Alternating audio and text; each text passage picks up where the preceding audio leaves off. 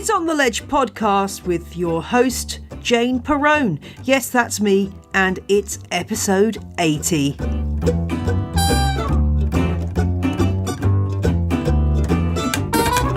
This week I'm talking to Mr. Plant Geek, that's Michael Perry, about what he's learnt from his travels in Asia. We'll be finding out how the Japanese mix houseplants and outdoor plants to spectacular effect, how much a 6-foot-tall adenium will cost you in Thailand, and why the auction site Taobao is the place to buy succulents in China. And I've got the most incredible reader question ever. I promise you this one will make your jaw drop, so stay tuned. Thanks to Doug, my new patron this week. He signed up at patreon.com to donate $5 a month to help On The Ledge keep going, and that gives him access to all the exclusive content on the Patreon feed for On The Ledge, plus sneak previews of what's coming up and lots more. If you think On The Ledge is worth just over $1.25 per episode, then why don't you subscribe too?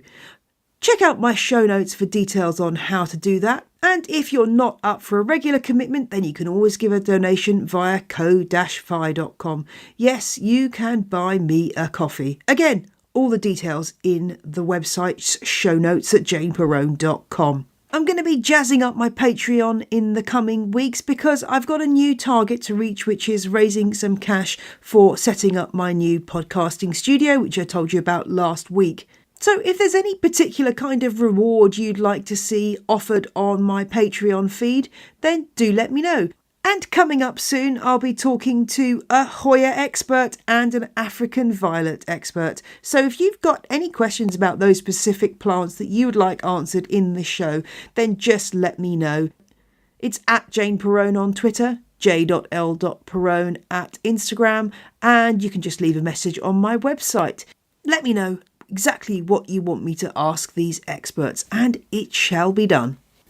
Since last week's show, I've got my heated propagator up and running, which has got some Zamioculcas raven cuttings in it, warming up nicely, and I'll be starting some seeds soon because the On The Ledge Sow Along is on its way. If you'd like some tips and tricks on where to buy some seeds, then do head along to Houseplant Fans of On The Ledge on Facebook, where these kind of things are discussed by our fanatical group of plant enthusiasts. It's a great place to be, guaranteed no drama, so please do join if you haven't already. Just remember to answer the questions because I can't let you in unless you have answered all 3 questions. I can't emphasise that enough. And if you answer the third question by saying, I don't know, then you definitely won't get in. The third question asks which is your favourite episode of On The Ledge, just to check that you really are a fan of the show before you're allowed to join. Right, that's housekeeping out of the way, so now on with the interview. You may remember Michael Perry from episode 23 of On The Ledge. I thought I'd get him back on the show because he's been travelling around China, Japan and Thailand in the last few months and has some really interesting insights into houseplant culture there that I would love him to share with you guys. You may know Michael from his rather neatly trimmed beard, his awesome plant tattoos, or his regular appearances on the QVC shopping channel here in the UK. And I'll be asking him about that too. So settle back and let's hear more about Michael's incredible adventures. Hello, I'm Michael Perry, also known as Mr. Plant Geek. I am crazy about plants ever since I was 5 years old, and I'm very lucky that I get to travel the world to discover new plants and also see how different people garden in different cultures. Michael, you are the globe-trotting gardener. You've just, every time I see you on social media, you're somewhere interesting in the world, doing something amazing. Tell us about what you've been up to in the last few months and where you've been, because you've been all over the place. I have. Where have I been? I've been in China, I've been in Thailand, I've been in Japan, and I'm very lucky to have various kind of pockets of work around the world. And also a partner that gets posted to different locations. So over the last couple of years, he's been working in New York. So I've been skipping across to America a lot. But now he's based in China. So then I get to stay in China, kind of living like a local, which is very different to when you just visit somewhere for a week and then come home, but also having that access to other Asian countries. So I've got some work in Japan, I've got some work myself in China, but I also took myself off to Thailand for the weekend to a big plant show as well. So yeah, I feel like I'm really seeing what people are doing with indoor and outdoor plants in Asia right now, which is super exciting. That is so cool, because we don't really hear a lot about that over here in the UK and in North America. I think oftentimes we're quite insular, and it's, when you go online and you look for information about houseplants, it's the same kind of 10 basic articles that you see floating about. And I really want to know about what's going on in China and Thailand and Japan. What houseplants are they growing? What things are they doing differently from us?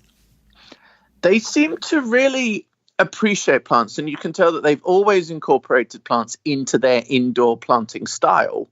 You see a hell of a lot of pothos in shops, clothes stores, electrical shops. There's this kind of store on the high street with all sorts of appliances like washing machines, fridges, and on each one there's a pothos in a decorative pot, because obviously this is a plant that doesn't need much light, isn't fussy about its growing conditions, but the Chinese see that it's important to have there for the air purification, kind of having plants around them. So plants are always incorporated in some way, kind of very in that stage with the pothos, quite a boring plant, quite leafy plant. So you tend to see a lot of those, but you're also seeing a lot of succulents now. And there's a site called Taobao, which is like the eBay of China. And I've been buying plants for the apartment over in China, and I get addicted to Taobao because you can find anything you want on there. And the succulents you find on there are super colorful and just presented in these lovely decorative containers as well.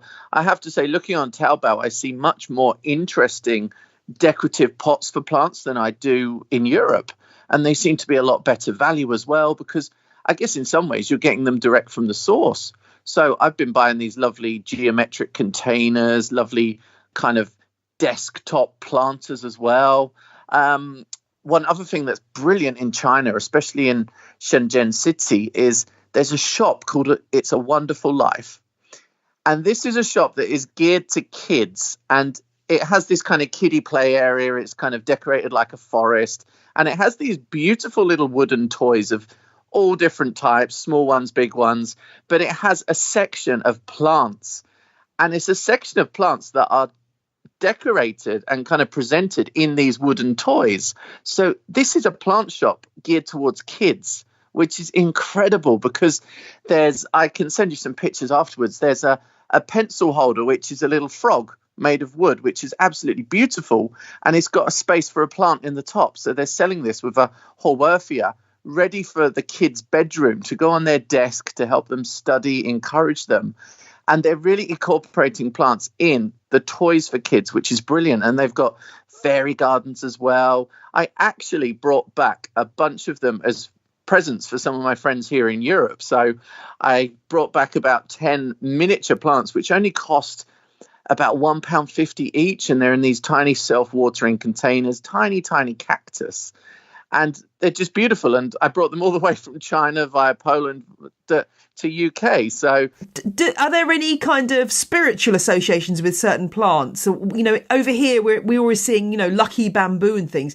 Is that actually a genuine thing, or is that just something we've kind of made up in the West? Oh, no, there really isn't. The lucky tree, the Pachira. Oh, yeah.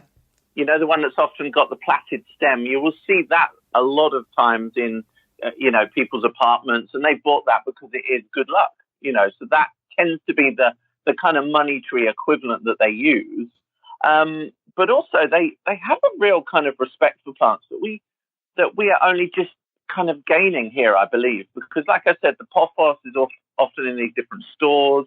There's usually plants incorporated in some way in a home. It's a consideration as much as it is having a chair in the corner of the room. So they do consider plants, which is so nice to see. And, I've spent time inside a Chinese family's home, and I've seen kind of this for real as well. Yeah, they appreciate them in more of a day-to-day way than perhaps we do quite yet. You talked about this children's shop, but are there kind of boutique houseplant shops? Where are people mainly buying their houseplants in China? Yeah, they tend to be not necessarily houseplant shops. In the florists tend to have a very good selection of houseplants in decorative containers, and very often ones that they planted up themselves. There's one that I used to walk past most days when I was in China in the autumn, and I couldn't resist buying a plant nearly every other day because they just had these lovely trays of succulents and all of these lovely mixed containers, and very often there's quite unusual little things there as well, and they're relatively cheap. You're talking probably £2 for a small succulent, and I think the prices have gone way above that here in the UK now. The other thing I've seen a couple of times and actually bought from is a kind of cart that goes down the street. So a guy selling plants off a cart. So he's literally got this kind of wagon loaded up with plants and brings it past, and we kind of have a little bit of a browse and then buy a few. And it's really, it's kind of like a greengrocer for plants, isn't it? That's my retirement plan. I'm going to buy, like a 2CV or something, 2CV van, and set off around the streets of the UK selling houseplants door to door. That sounds amazing. They actually do that in New York. I don't know if you know Tula. Maybe you follow Tula House on Instagram. No, I've not heard of that.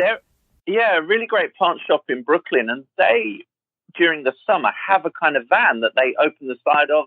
It looks like an ice cream van, and they're selling plants out of it. Maybe look that up. You can get them. I will do. That sounds amazing. Yeah, that's really interesting one. That sounds really great. And Thailand, tell me about what you saw in Thailand. I'm always imagining that a lot of the houseplants that come that are bought in that part of the world come from Thailand. It seems to be a huge centre for houseplant breeding. What did you? It's a real hotbed of kind of new houseplants, new breeding, and they kind of have more of a obsession with plants and different plants and variegated leaves. And it was it's a flower show that I've been trying to go to for a couple of years, and I even had a ticket booked there a couple of seasons ago but didn't get around to it. But it's I don't know what it's called actually. It's just called the King Rama Park Plant Fair. It was on in Bangkok, and obviously because I was just in China, it's only a 2-hour flight, so it's the same as jumping on a Ryanair flight to Rotterdam or Amsterdam, so super easy. Booked myself in, went to this plant show, and it was absolutely amazing. Honestly, the plants I saw there, I just can't even compute. I was just gasping, at every stand, and I've got so many photos that I've barely even managed to go through or identify, because it's quite hard to identify some of these plants because they will call it their local name, and not all of these regions necessarily use Latin. So you've got the local name in the Thai language, and there's quite a language barrier in these places as well. And of course, you could use Google Translate to talk to someone to order a coffee, but how do you talk to someone about a plant and the name of a plant on Google Translate? That doesn't work. So you have this mutual appreciation that you're both plant geeks from very different cultures and languages, and just kind of smile sweetly at each other. It's all very sweet, but oh my gosh, I'll obviously send you some of these pictures and send you the links to an article that I wrote on my website. But really, where do I start? Water lilies in all of these lovely exotic blues, pinks, miniature ones for indoor growing as well. Adeniums, which is a plant that we don't grow much in the UK because it does need a very, very sunny windowsill. But in Thailand, they grow some of those that are very exotic, with the double flowers, the denim-coloured ones, the black ones. And there was one there that was for sale, which was about 6 foot across, 6 foot up. So can you imagine this big, heavy-rooted monster with these lovely desert rose flowers on in the bright, vivid pink? And I think it cost something like 200,000 baht, which is, I think, about, maybe £5,000, something like that. We'll have to really check that currency conversion. But it was, oh my God, it was a showpiece. It was amazing. Wow. What else? There was something that I saw a lot of, which I should have looked it up before to check what it is. But you know that plant, which is kind of a little bit like a fern, but it kind of has a leaf that, oh God, that trails and looks like a monkey puzzle tree. And it trails downwards. Yes, I know. Yeah, what is that called? Hang on. I'm Googling. Does it begin with a D? James Wong's got some, and the name's escaping me as well. I'll look it up afterwards. I'll insert. It's a very cool plant. The magic of editing. They're selling it there. Will come in. Sorry? I'll use the magic of editing to insert the name after the fact. That's cool. But it's a very cool plant because it's obviously trailing, but they don't sell it in a hanging basket. They sell it in a pot, which has basically a hole in the bottom of the pot. So it's growing out of the center of the pot. You know, we saw in the UK a few seasons ago these upside down tomato containers. Yeah. They grow them in pots like that. Ooh. And I'm not too sure why. I wonder if they are quite happy being a little bit more wet at the roots because, of course, you worry about drainage. But they seem to have developed this upside down container to grow these in, which is really fantastic. And they're gorgeous plants. After that, thinking of orchids, cattleyas, lots of the golden rain orchids, the yellow ones that are like chain link. Gorgeous ones of those. I could have bought so many things, but I just bought one plant to then take back to China, which was a hernia. The stapelias with the little alien flowers. So I bought the one that looks the most like an alien. It cost me 20 baht, which is like way less than £1.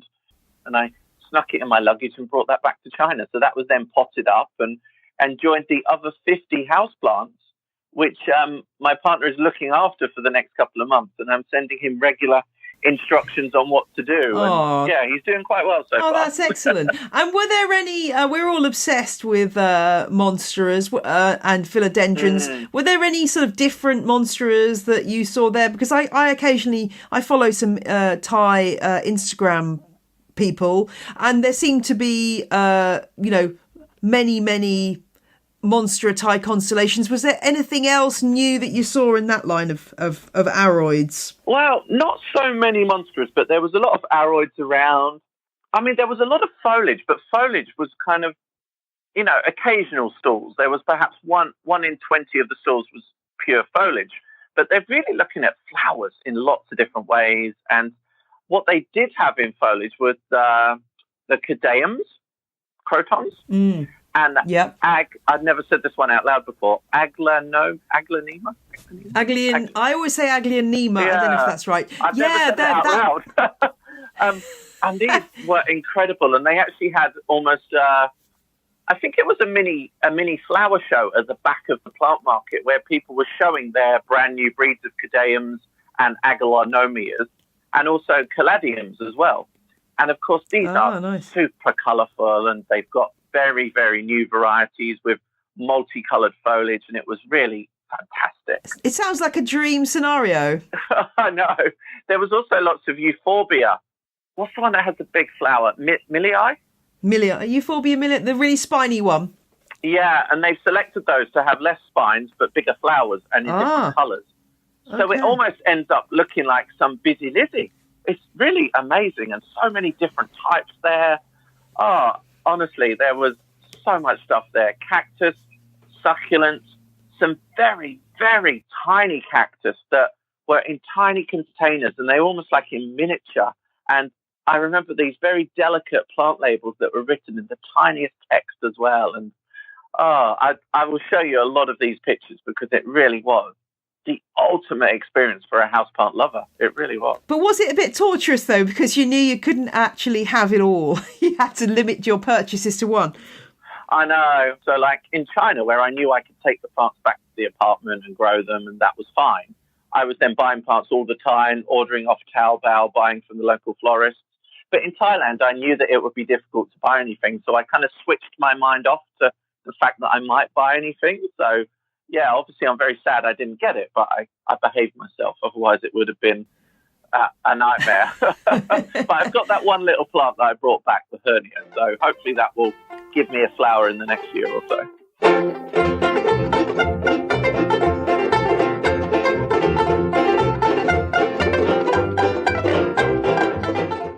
Could listening inspire you to start something new? With Audible, you get access to an unbeatable selection of audiobooks, including bestsellers, motivation, mysteries, thrillers, memoirs, and more. Audible has the largest selection of audiobooks on the planet, and right now I'm listening to The Morville Year by Catherine Swift, a memoir that gives a wonderful account of one woman's struggles and joys as she carves out her very own garden. You can listen to Audible on any device, anytime, anywhere, at home, at the gym, or while you're looking after your plants. You'll also enjoy easy audiobook exchanges, rollover credits, and an audiobook library you keep forever, even if you cancel.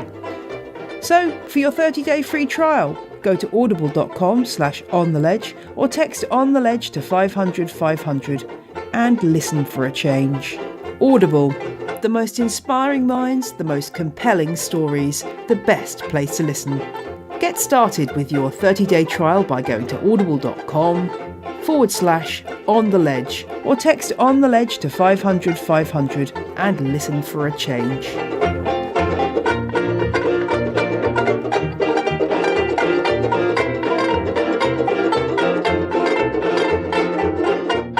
So, that plant that neither of us could remember the name of? Well, my best guess is that it's the Lycopodium squarosum, or tassel fern, which we talked about back in episode 56 with James Wong. And that huge adenium? Yes, Michael's currency conversion was about right.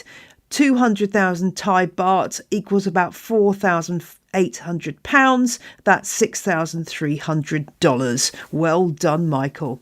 We'll hear more from Michael a little bit later, but now it's time for that jaw-dropping question of the week. I have never heard a question like this one before, but it came in on Twitter this week from Amy M, and I was so flummoxed that I really had to share this with you guys. So here goes. It all started off, unremarkable enough, a question from Amy about her plant. Her Dracaena had the top knocked off it in an accident, and she wanted to know whether it was going to regrow. That was fine. We answered that question fairly straightforwardly. But then she asked me about peace lilies. She writes, I have one in my living room, and for months I've been hearing a random hissing from it.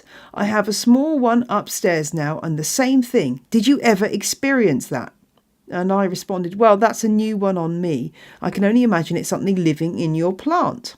Well, I asked a few more questions about how this was happening. Was it happening when the plant was being watered? But she says, no, just randomly. I'd be sitting watching TV and just hear the loud hiss and a branch shake. She has said that she's going to try to get this on video, and I'm so fascinated to know exactly what's going on here. She has said that she's found one other person who reports the same problem. So, what do we think, guys? Well, my first port of call was to post a message on Houseplant Fans of On The Ledge to see if you guys had any suggestions on there.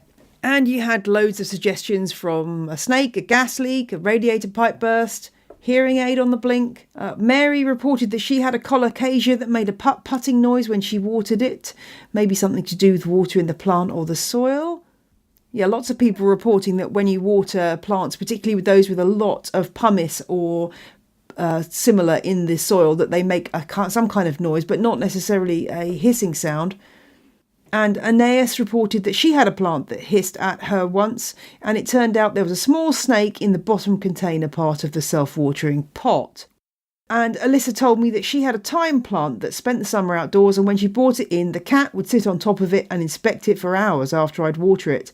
I dumped it out, and lo and behold, there was a sizable night crawler living inside the root ball. It was moving around every time I watered it, and the cat could hear it. I suspect something may be living in that person's pot. I just had to Google nightcrawler because I wasn't exactly sure what it is, but it's basically a type of large worm. So that could be a possibility.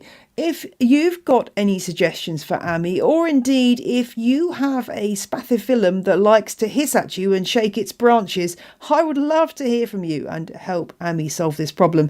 I have taken this one seriously, even though I had initial suspicions it was a wind-up, because Amy did seem very sincere. So who knows what's going on here? I would suggest that Amy certainly takes the plant out of the pot and has a really good examination of it to check there isn't anything living inside, because I really can't believe that it's actually the plant itself that's moving. That just doesn't sound logical to me. But I'd love to hear your thoughts about this one. And as ever, if you've got a mystery monstera, a calathea that's gone a little bit cray-cray, or a peperomia in need of some pampering, then do get in touch. The best way is to drop me a line at ontheledgepodcast@gmail.com with some pictures and details of what's gone wrong, and I will do my best to help. And now let's hear some more from Mr. Plant Geek, Michael Perry. I asked Michael to get his crystal ball out and figure out what trends from China, Japan and Thailand we were likely to see being transferred to the Western houseplant market in the next few months. Some plants are obviously trendy there, but would be very difficult for us to grow. So, crotons and caladiums are awful houseplants because they really need a lot of heat. They need that humidity. So it's a trend I would love to see here, but I don't think it would ever be practical. And of course, yeah, we can sell those, but, people need to be able to grow them and to get success. So maybe not those. I think a lot of the cactus, the very colourful succulents, the very pastel-coloured succulents, like I said, are very popular in China right now. Thinking of Japan, because I was there for a couple of weeks at Barakura Gardening School back in September, and something they tend to do, and I think they've done it for many years, but it seems new to us, is the mixing of houseplants with outdoor plants. So they will have a hanging basket which has got, Alyssum, lobularia, it's got busy lizzies, it's got marigolds, but it's also got a dressing of Tradescantia or chlorophytum spider plant, which is that great marriage of indoor and outdoor, because of course, a lot of our houseplants can be used outside in the summer. Why not jazz that up and use them as a bedding plant or a patio plant? Because it gives you that extra foliage in a very different shade. And, spider plants look fantastic in hanging baskets outside, mixed with some bright scarlet red busy lizzies, So I kind of learnt that kind of blending trend in Japan, I would say. I think in Thailand really was about the exotics and the exotics that we could try and grow, and those plants that we would lust after, but probably only get in small quantities. And China, the thing that really stands out from China is the different coloured succulents on Taobao, but also the range of containers, because I don't always feel like we get access to the nicest outer containers here in Europe. There's a lot of really funky designs there. They've got, again, I'll send you some pictures of this, but almost like room dividers, which you can plant plants in. Almost like you see in a library, which is a divider which has got plants planted in the top, but they've got some really lovely contemporary designs with that very lovely modern style. And like I said, geometric planters, so much different kind of styling that they've kind of seen maybe in Europe and then copied it and almost kind of, turned it up and made it a little bit better. So, yeah, that would be my hot shots from Asia. Let's also have a little chat about your role at QVC. I've never really bought anything from QVC. It's a shopping channel on the telly, isn't it? That's basic. And you have this amazing show. You've taken over from the gardening legend Richard Jackson, I believe. And tell me about what you actually do on this show.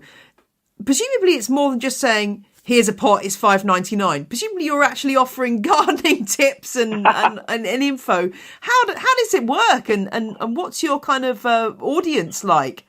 Well, it's really fun. And obviously I've started that last season, more intensively this season. And I'm bringing in quite a new audience to that. The audience that was traditionally, you're kind of 55 to 65, predominantly female gardeners.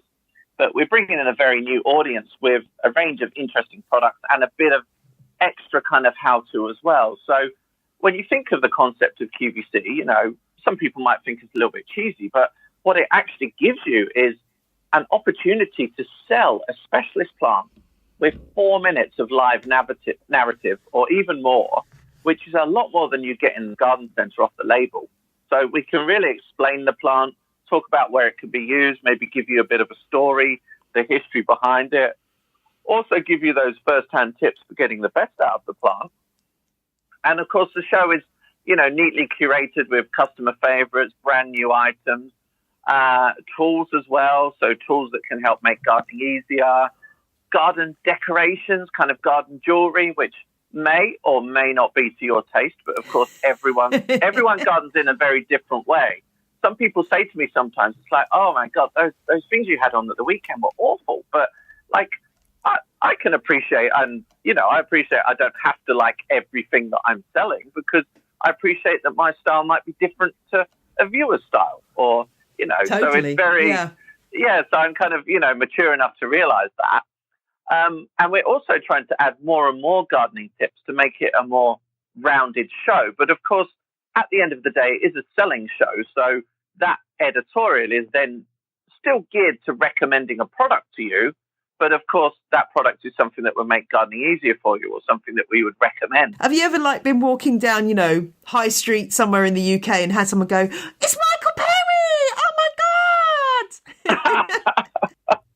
No, you're the first. Oh, good. I was like,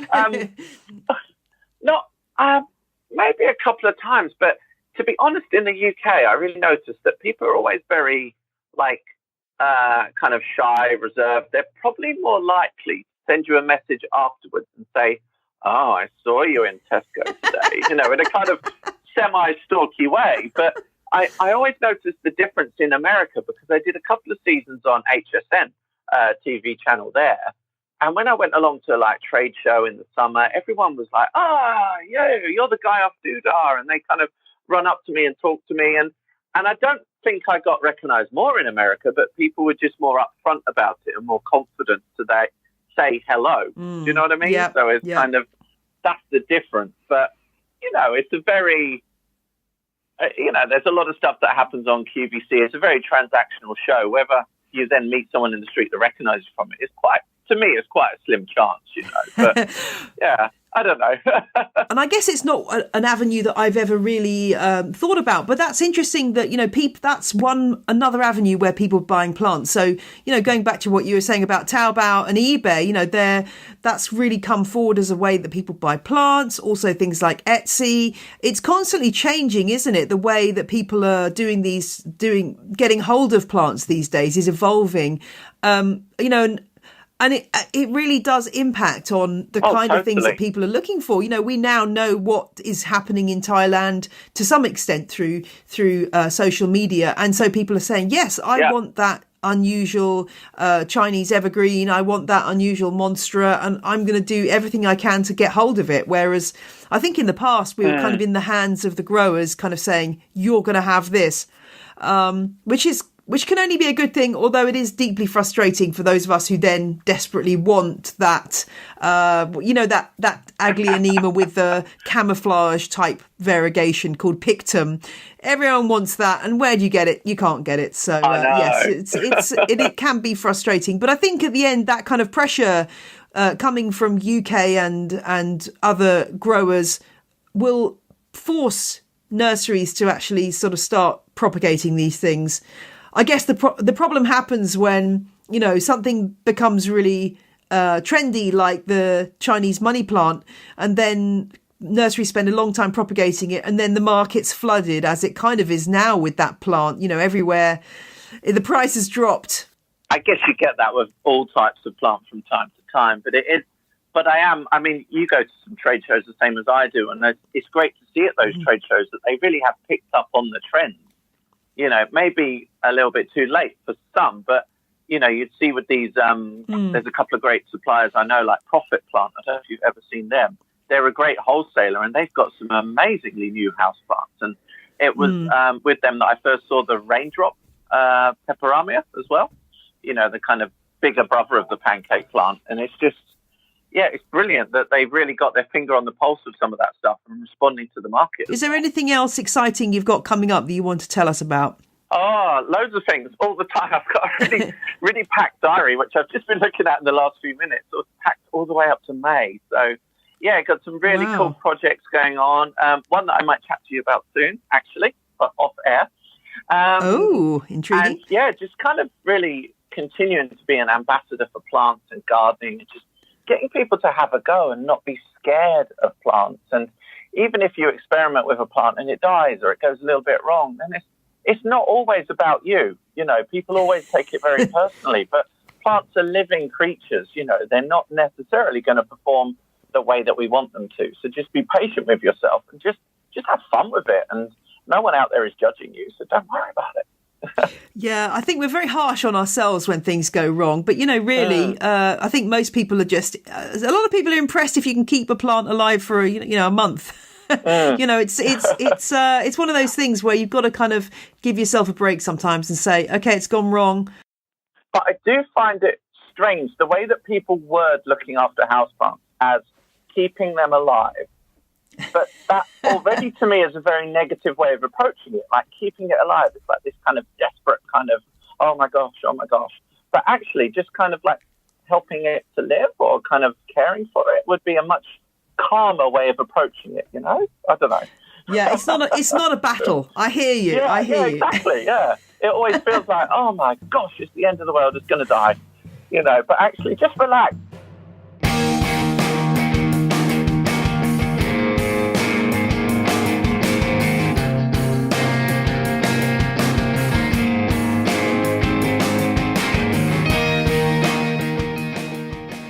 Well, that's another On the Ledge podcast done and dusted.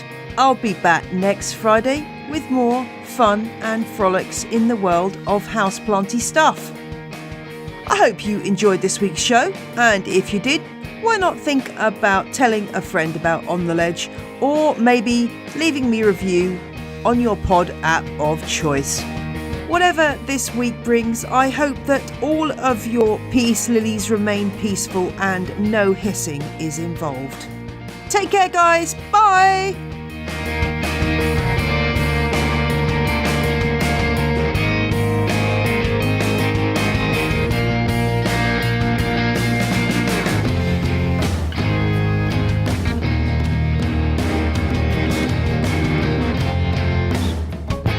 The music you heard in this week's episode was Roll Jordan Roll by the Joy Drops, Whistling Rufus by the Heftone Banjo Orchestra, and Overthrown by Josh Woodward, all licensed under Creative Commons. See my website janeperrone.com for details.